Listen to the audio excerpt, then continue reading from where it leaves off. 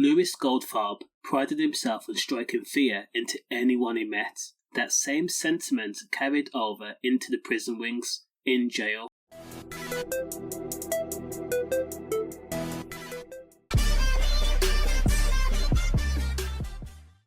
When the Scot gangland enforcer was jailed for 2 years, back in June of 2023, what he did was threaten a couple into paying off their son's £80,000 debt he had racked up due to Class A gear.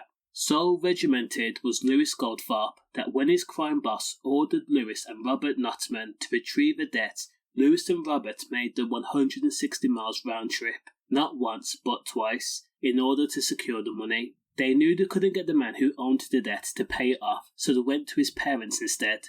Lewis and Robert are alleged to have gone to the debtor's family home and ordered the mum and dad to pay the debt Lewis believed they were owed.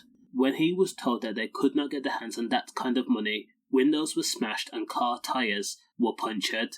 Lewis Goldfarb and Robert Notman failed to realise that the parents had CCTV around their home and it was in full working order. They realised later on, so the incidents were captured.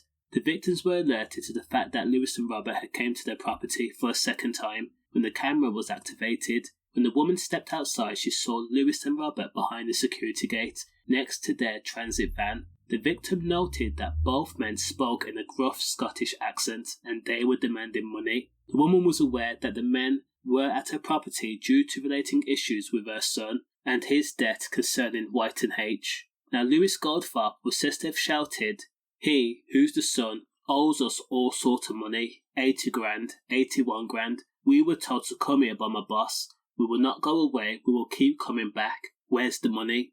39-year-old Lewis Goldfarb and 45-year-old Robert Notman returned 6 days later, this time with a blade, upping the ante. They demanded access to a rental house. They then punctured tyres to the transit van again and then destroyed CCTV cameras in a bid to hide their actions. When no money was exchanged, Robert then smashed the window. Now the unnamed woman called the police and Lewis and Robert were found within 1 hour. When police searched Lewis, he was found with a blade.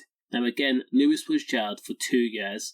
As for Robert, while he was on remand, awaiting trial, he ended up having a heart attack. Stay safe.